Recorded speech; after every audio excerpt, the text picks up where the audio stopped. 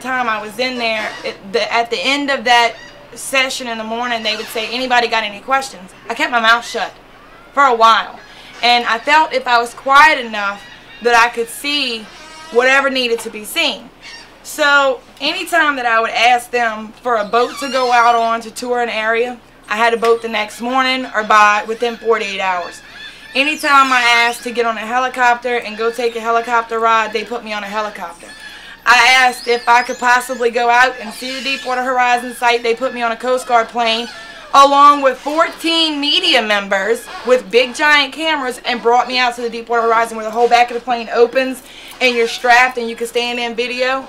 You know what I'm saying? Yes, I do. So I've been all over this place and seen all of this stuff, and then finally I decided, okay, it's time to speak out. You know when I decided that? I was invited to a meeting at a church up in New Orleans where they had the last health forum.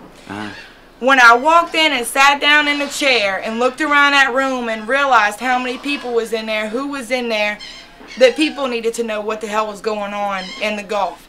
And that I didn't care if I lost my security clearance. I didn't care if, and it was reckless of me, and I look back then and I don't know if knowing now what I didn't know then, if I'd have done things quite the same, I might have waited a little longer.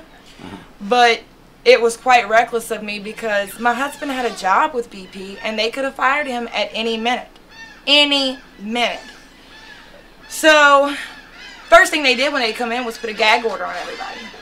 So I'm telling people this. Another thing, people think that BP paid me to be a community liaison. BP's sent a representative to the meeting one morning, and he pulled me to the side outside afterwards and asked me if I wanted to go on payroll, and I said no.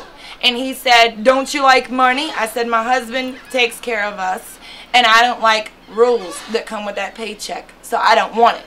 So BP has never cut Kindra Arnesen a check, ever.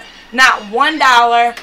Just want to make sure everybody knows that. I have several fishermen who were linked to this one in the parish or that one in the parish, or that they were scared of, that were hired for the duration. The first thing that they did, I call it split and strike. They come in, they hire the voices of the community, the respected people of the community, the leader people of the community, and immediately they take the voices out of the equation.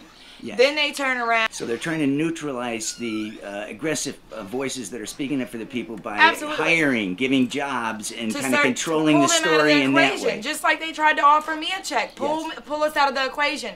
Yes. If you pay people, they'll shut up, basically, is what they think. So, anyway.